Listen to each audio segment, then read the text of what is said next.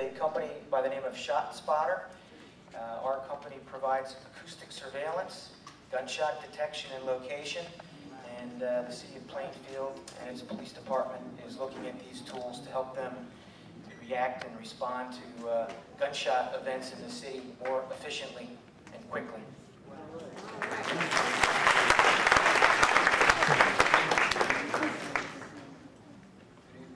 Good evening. My name is Darryl Clark, proprietor of Essence of Life Center, Natural Holistic Center for Health and Well-Being here in Plainfield. I'm also a radio talk show host of Progressive News Weekly on the Progressive Radio Network. You can access that on progressiveradionetwork.com. We try to bring information that's empowering to individuals through information that does not normally hit the mainstream media.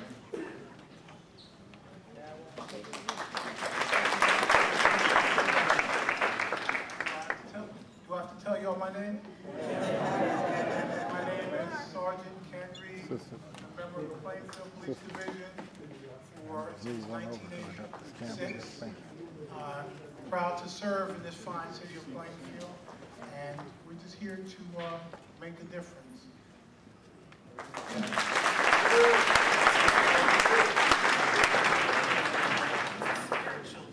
Hello, my name. I'm a freeholder, Union County freeholder Nancy Ward, and I'm here this evening to talk about a new county-wide gang prevention program that was introduced this past year called Christopher's Program. I do have pamphlets with me this evening, which before I leave, they will be available at the desk as you leave. Thank you.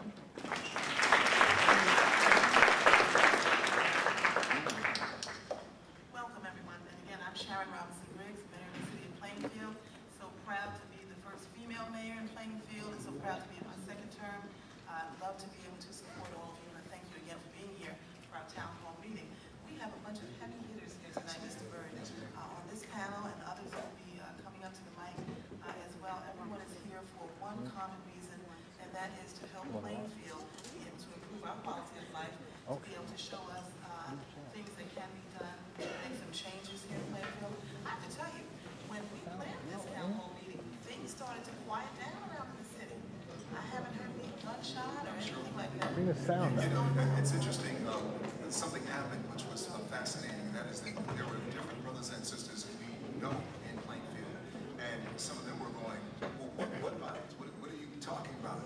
And, you know, there's a place where it really demonstrates in many cases the power and the importance of having our own communications systems, whether they be newspapers, whether they be radio, television stations, and now with obviously all the things that can be done on the web, because the fact of the matter is that you really can be living in one neighborhood and not know what's going on in a neighborhood and literally is less than 5 minutes away. That is where we are right now. Certainly the kind of busy lives that we lead to that issue as well. So somewhere along the line, communication is really the order of the day. And I think that somewhere along the line of what we mentioned earlier in the broadcast, when you have a panel like this and the kind of power that actually is represented by this, the key is to make sure that you are being connected to them.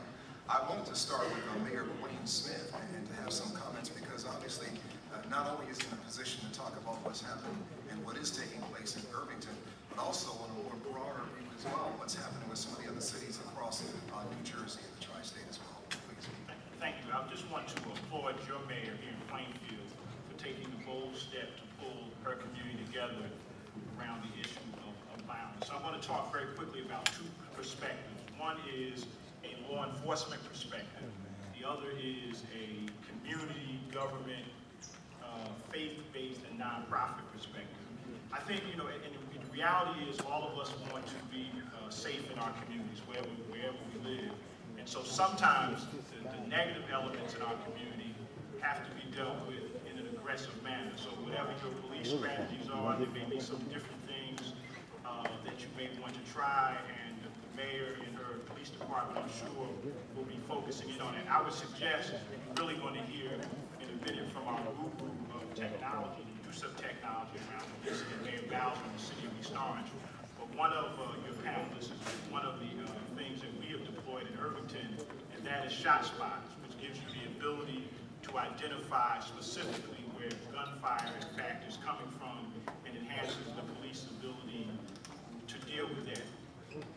actually one of the things that drives violence in our neighborhoods today is drugs and gangs. And so if you can eliminate one or the other, you drive and ratchet your violence down. Primarily, my observations of urban New Jersey are those are the two things that are fueling violence in our neighborhoods. Now, here's some strategies, I think, both as a government, the faith-based community, and nonprofits, and just regular community folks who do block watch and neighborhood watch and have block associations. One of them is based on a model that the United States Department of Justice has, and this may be something the mayor may want to consider in terms of the weed and seed strategy. And it's very, very simple. You weed out the negative elements in your community and seed it with positive elements. The negative might be issues around how a certain neighborhood looks, or maybe not having enough activities there, so you seed it with those kind of activities. There's actually a designation that you go for as a weed and seed community with the Department of Justice, and then once you get that designation, it has to be signed off by the U.S. Attorney of our state, and then you're eligible after you get the designation for some federal assistance in terms of resources and etc. That might be one thing you might try. The other quick thing that you might try is a strategy that many communities have deployed around the state called ceasefire. Again, it's both a community response as well as a law enforcement response. Sometimes crime will not investigate the same way. A homicide gets a different level of investigation typically than a regular shooting. The strategy of ceasefire is to investigate all crimes committed with a gun with the same aggressiveness as a homicide. And the strategy is to stop the next shooting, retaliations, and those kinds of things. But the other part of it is you deploy a group of community outreach workers who are in the neighborhood dealing with not only victims and their families, but might be dealing with some of the neighborhood issues that surround that particular issue. The last couple of things I'm going to mention involve young people. I think one of the challenges in terms of long-term systematic change, we've got to do some different things. Every one of our counties have juvenile detention centers. And what we began to do was basically go in and talk to the kids from our community. So maybe a group of you might want to begin to talk to the young people who are in the juvenile detention center. Many of them this moment, the camera is on Larry Ham, People Organization of Progress Chairman, the national branch up in Newark, New Jersey. With a few of our churches and masjids and temples just gathering. We didn't have a program, but we just went in and began to dialogue with them on a weekly basis, and we learned some things about what we need to do on the ground in our neighborhood. The other piece is, I want to mention, is another issue around the question of prisoner reentry. And the police probably have this data. People who are typically involved with guns and violence may have been there before. And what do we do to that population as they come home from prison, and what do we do for them? And there's some federal dollars out there. I was talking to your congressman at a meeting very recently, Mayor. Congressman Malone, I understand, may come. Yes. But there was a legislation that was passed by Congressman Davis called the Second Chance Act, where there's some resources available to help that population get grounded.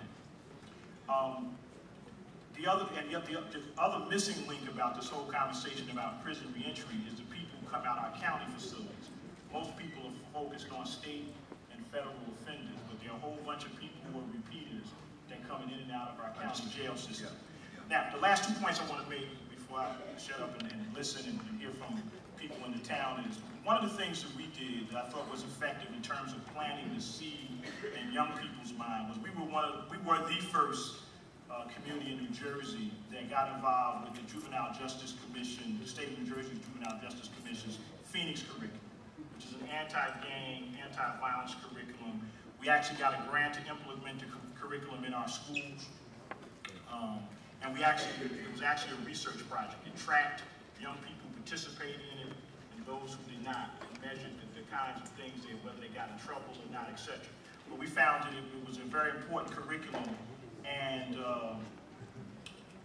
it really focused young people on the choices that they make. Lastly, Mayor, you're doing what we did with Bill Cosby. We actually had Bill Cosby come to our town to focus our adults on, because you know, STAR